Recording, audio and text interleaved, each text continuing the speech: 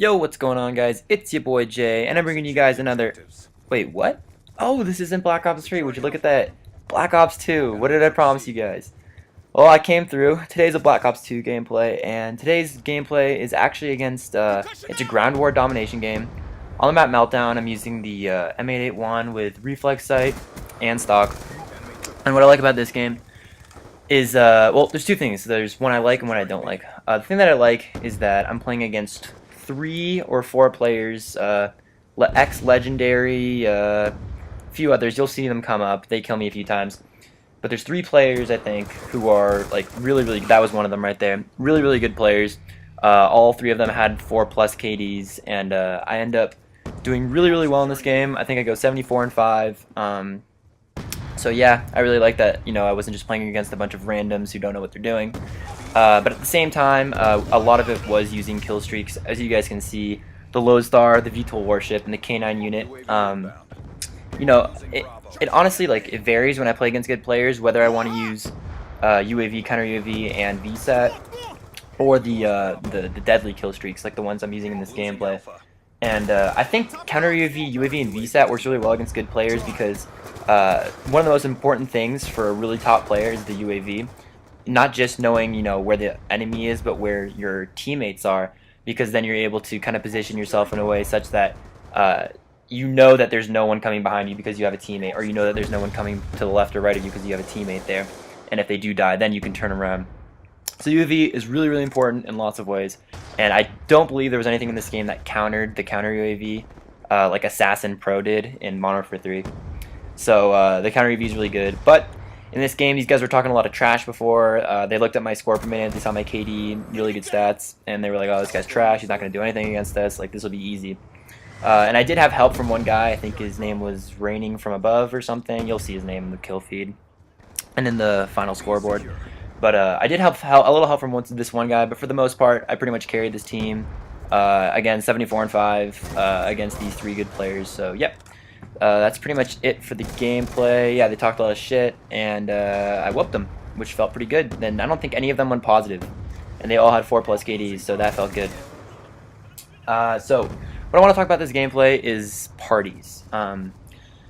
Parties are very strange. I've just graduated high school, so I have basically the knowledge of a high schooler when it comes to the party. So like, it's high school parties, not really college parties. But I wanted to talk about an experience I just had, just like maybe a week or two ago.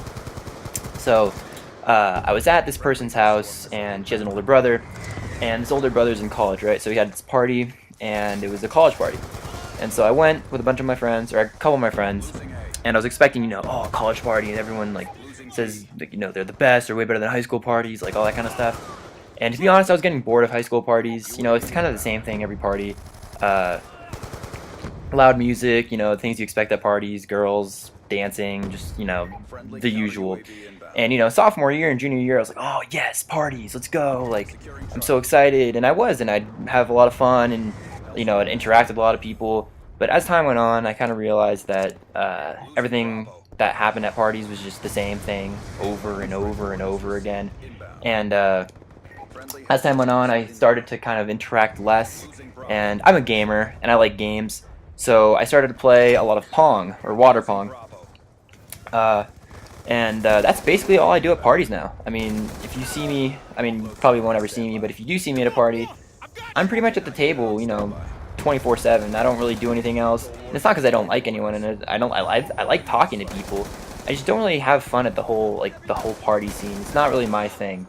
Maybe I'm an introvert. I'm not sure. But yeah.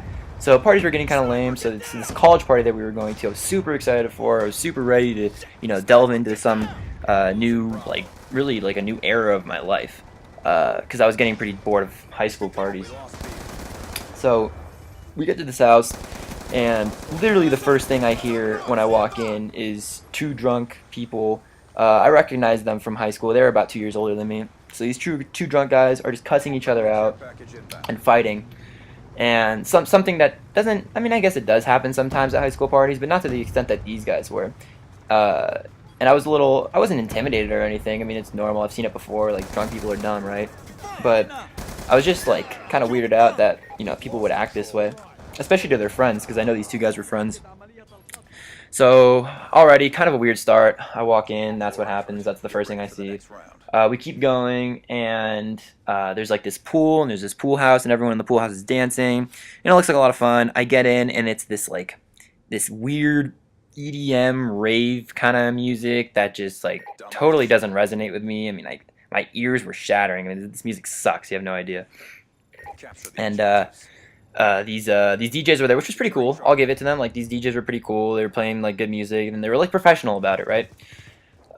So I walk into this place, and I just see like the definition of a tweaker. Just like you know what I mean? Like, this guy's kind of like shivering, like he's probably got some weird piercings, some weird logoed shirt. Like I just didn't know what it even meant. It was written in some weird kind of font. I don't know. And already I was feeling kind of uneasy about this, and I kept sort of walking with my friends. I tried to stay close to my friends because I mean I knew a few kids, but not well. I wasn't really friends with any of them, and again, I don't really I'm not good at talking to new people, so for me it was a little weird. And quick pause. I'm sorry. The thing I didn't like about this gameplay was that I was using these kill streaks, and a lot of my kills come from these kill streaks. So, you know, I still had to get them in some way, so that's still pretty cool. But they do kind of overlap, as you guys can see. You know, once I get the lodestar, I get the warship. Once I get the warship, I get the dogs. The dogs get me super close. I need like 2 more kills for the lodestar, and it all repeats itself because they're all so close to each other. Back to the sword. So I'm in this place, and I see a bunch of tweakers, and this horrible music's going on. And just when I thought things couldn't get worse, this little kid, I thought he was actually younger than me. Turns out he's like 2 years older than me. Comes out of nowhere, and he's talking to me and my 2 friends. He starts telling us about frats.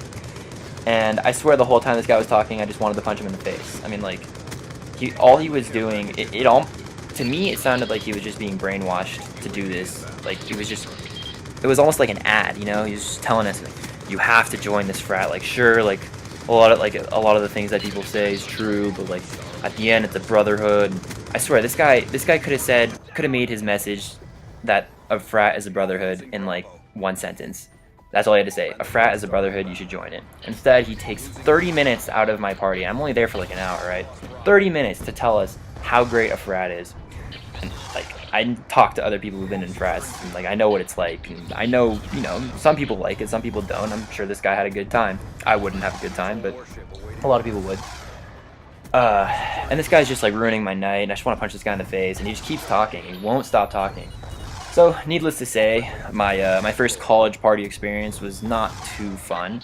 But I did feel bad because it seemed as though like my friends were having good times, so I didn't really want to be like a Debbie Downer and just kind of, oh, this guy sucks, like, let's get out of here, this is boring.